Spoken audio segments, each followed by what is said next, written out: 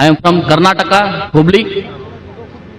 I am doing job a manager as a medical distributor. My question is, where is dead one? What happened to them? Thank you. Whether asked the question, where are the dead people and what has happened to them? As I mentioned in my earlier answers, that Allah says in Surah Mulk, chapter number 67, verse number 2, Allazi khalaqal mauta wal hayata. That Almighty God has created death and life to test which of you is good indeed. So this life is the test for the hereafter. Now once a person dies, his test is over. Test is finished. But the results of all the human beings, from the first human being on the face of the earth, from Adam, peace be upon him, till all of us that are living, as well as till the last human being going to live, all will be resurrected on the day of judgment. And the results will be declared together. You know how we have, for example, here we have voting. Voting takes place in North India, separate date, South India, separate date, East India, separate date. But the counting starts together and the results are declared together. So similarly here, this test has taken place. But the Malik Yawmuddin, he is the master of the day of judgment. The day of judgment will be together. Hisab Kitab, who's right, who's wrong will take place together, and then depending upon your good deeds or bad deeds, have you obeyed the commandments of Almighty God or not, you may go to heaven or hell. So all of us would be resurrected. At present, they are dormant. Dormant, that means they have died, but they'll be resurrected. Almighty God will give them life again on the day of judgment. So all the human beings will be resurrected, and on the day of judgment, Allah says in the Quran, that no one would object to the justice of Almighty God. Because our organs will be our witness, our eyes will give witness, our hands will give witness about ourselves. So even those who will be put in hell if they have not followed the commandments, the Quran says they will not object to the justice of Almighty God. They will say, give us one more chance, and Almighty God will say it is too late. The exam is over. So on the day of judgment, all be resurrected, depending upon the good deeds, bad deeds. You will pass or you will fail, you will go to heaven or hell. Hope that answers the question, brother. Yes, sister, mic 1. Good evening, sir. My name is Sejal Yadav. My question is, the Muslim brethren in India, why do they refrain from saying Vande Mataram?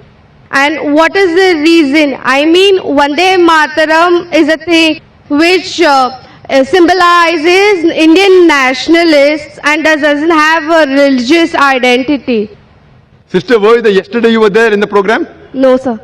Because this question was asked by another sister yesterday, but since you were not yesterday, I repeat my answer. The sister asked the question that why do Muslims refrain from saying Vande Mataram? Before I give the answer, why do Muslims refrain, I would give some advice that even the Hindus should refrain. Why? Because it goes against the scriptures. As I mentioned earlier, in the earlier answer when our Sikh brother, he asked the question, I gave you quotations from Upanishad, from Veda, that Almighty God should worship Him alone and no one else. He has got no images. Now Vande Mataram is a song in which thrice it says that Vande Mataram, I bow down to my motherland. Now in Hinduism, you worship only Almighty God and no one else.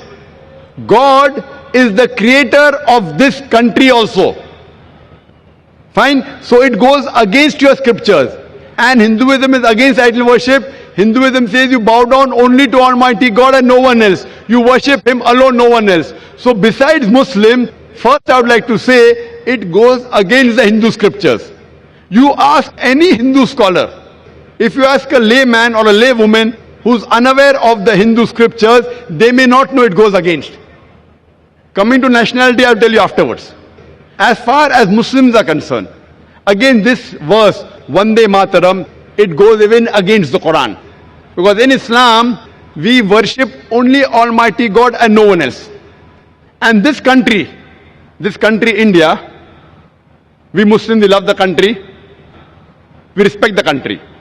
We follow the laws of the country. As long as the law of the country do not go against the law of the Creator Almighty God, we have no objection in following any law of any country. But if the law of the country contradicts against the law of Almighty God, then we don't follow. So Almighty God is the creator of this country. So who should we bow to, the country or to Almighty God? As far as India is concerned, most of us Muslims, we love the country, we respect the country. If required for the truth, we are ready to die for the country, but we will not bow to the country.